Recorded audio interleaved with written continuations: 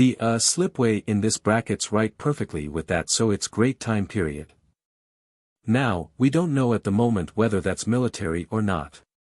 It could well be if we can infer that it might be a military coat button. There's two straight lines, there's one there, and then there's one there, right? Absolutely, so if you can get that to go under this rock here, we might get some headway.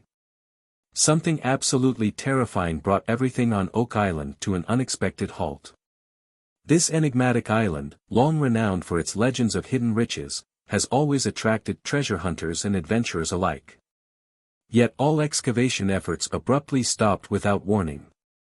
What could be lying beneath the surface that is so horrifying it froze the entire operation?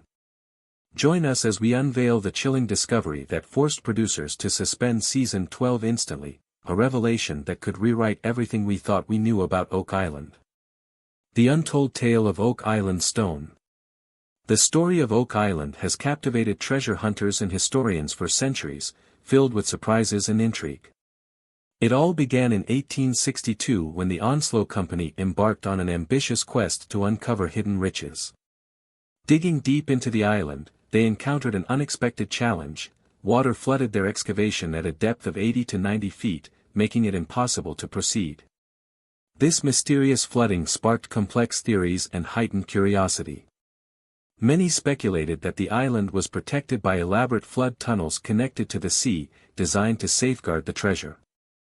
Evidence supporting this theory emerged in 1851 when coconut fibers, a material not native to the region, were discovered beneath the beach at Smith's Cove. This unusual find fueled beliefs that someone had engineered tunnels to allow seawater to flood the pit, creating an ingenious trap to deter treasure seekers. Over the years, as new clues were uncovered, theories evolved, ranging from pirate hoards to hidden royal treasures. The coconut fibers, in particular, hinted at an ambitious, possibly international effort to conceal something of great value. However, skepticism grew with time. In 1995, the Woods Hole Oceanographic Institution suggested that the supposed man-made flood tunnels might actually be natural geological formations. What appeared to be human design features were reinterpreted as remnants of old salt works or natural water-filled cavities, such as anhydrite channels, which could explain the flooding without resorting to the series of elaborate booby traps. This ongoing clash between fantastical theories and scientific explanations underscores the enduring mystery of Oak Island.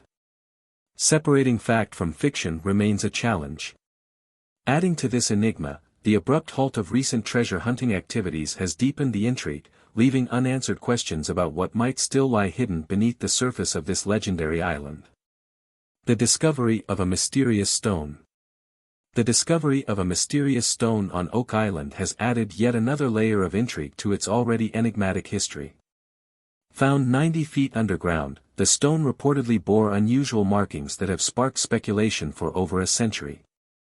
Multiple accounts describe its discovery and fate, each weaving its own tale of mystery and confusion. James Dill's 1872 novel The Treasure of the Seas references his time living near Oak Island in the late 1860s and recounts a story of the stone being taken from a chimney before his characters arrived. This suggests the stone had already been moved before its markings became a focal point of interest. While some initially dismissed the inscriptions as accidental scratches, others believe they held the key to the island's secrets. In 1958, Reginald Vanderbilt Harris's book The Oak Island Mystery claimed Jefferson W. McDonald transported the stone to Halifax around 1865 or 1866. However, this contradicts the Blair letter, which states McDonald merely inspected the stone but did not move it. The lack of corroborating evidence leaves Harris's account open to debate. A 1893 prospectus by the Oak Island Treasure Company added to the mystery, claiming the stone had indeed been taken to Halifax, where James III allegedly deciphered the markings. His interpretation suggested a vast treasure buried just 10 feet below. Yet skepticism arose in 1911 when Captain H. L. Bowden, writing for Collier magazine, described the stone as hard basalt with no visible carvings. He questioned how inscriptions could have worn off such durable material. This conflicting web of accounts deepens the mystery surrounding the stone, fueling speculation about its significance and leaving its role in Oak Island's treasure hunt unresolved. The Mysterious Stone's Journey.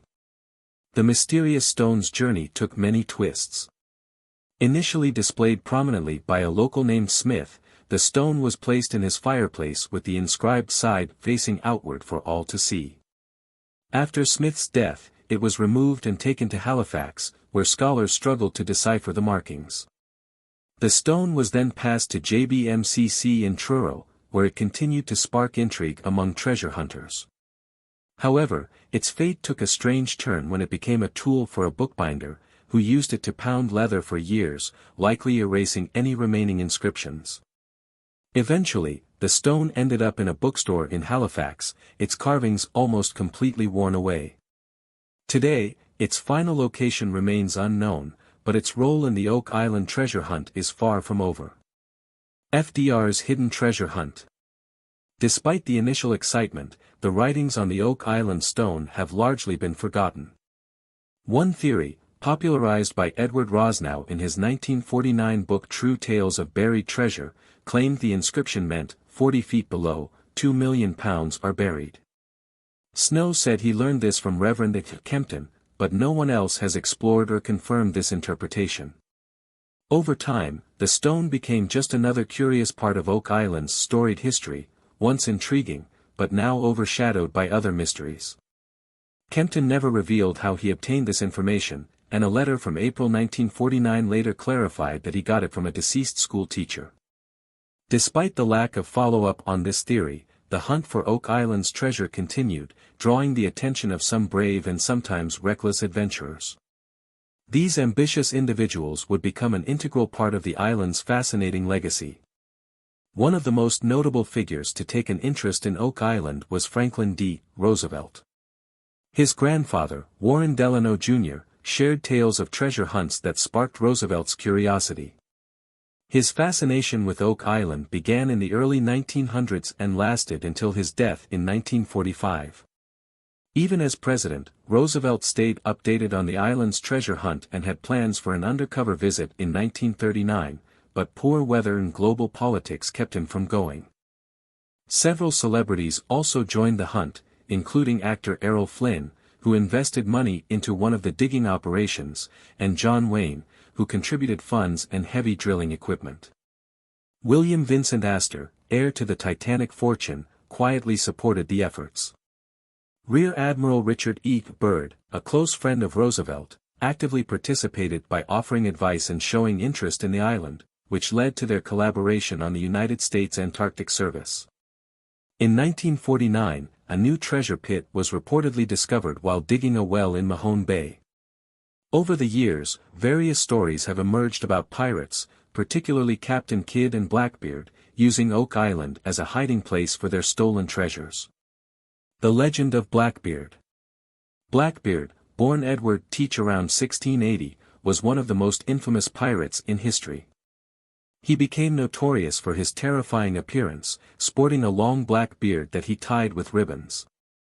During battle, he would ignite fuses under his hat, creating a cloud of smoke and sparks around his head, further adding to his fearsome reputation. His ship, the Queen Anne's Revenge, was a French slave ship he had captured. Armed with 40 guns, Blackbeard terrorized the seas around the West Indies and the American colony's east coast until he was killed in 1718 during a fierce battle with British naval forces off the coast of North Carolina.